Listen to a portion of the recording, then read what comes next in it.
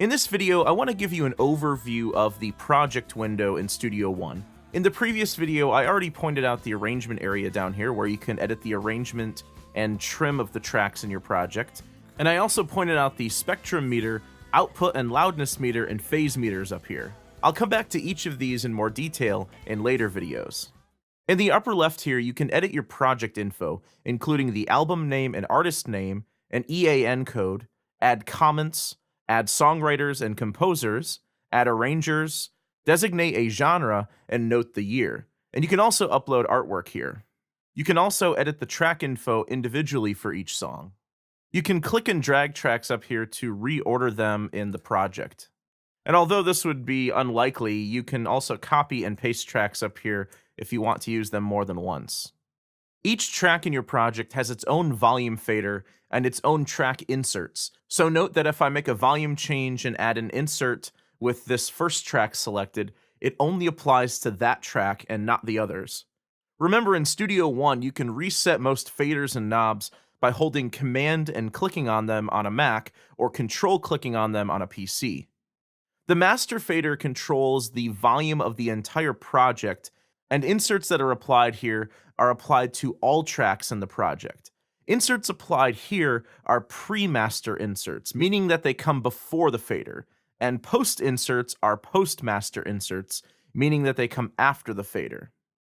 Up here, there's a few options for exporting your project. So you can burn to CD, you can export as an image or a DDP image, and you can also export this as a digital release. You can also update your mastering files. I'll talk more about this in the next video. This area displays your project length. If I copy and paste my tracks a few times, you'll see that the project length gets longer and longer, and as I get up into this 80-minute mark here, the project length bar turns yellow. Now, this is just a warning because typically CDs max out at 80 minutes. However, it actually slightly varies from CD to CD, so typically albums over 72 to 74 minutes are rare, just to be safe. Even if a lot of projects these days are 100% digital releases, a lot of the CD standards of mastering, including the album length being under 80 minutes, are still common practice. This option toggles your auto scroll. You can also press F to toggle this. All this does is it auto scrolls the playback down in the arrangement area, very similar to how the auto scroll works in the song page. So I pretty much always keep this on.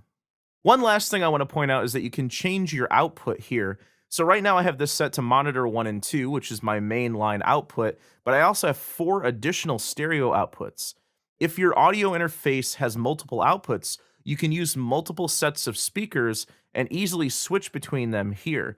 I use one large wide-spaced pair on 1 and 2. I have a sort of smaller, medium-sized pair that's a little bit more narrow on 3 and 4, and I have some Avantone mix cubes on 5 and 6. The Avantone mix cubes are very small, and they simulate what the master will sound like on consumer-grade speakers. So I find referencing my masters on multiple sets of speakers to be really helpful to test out how well the master translates on different systems.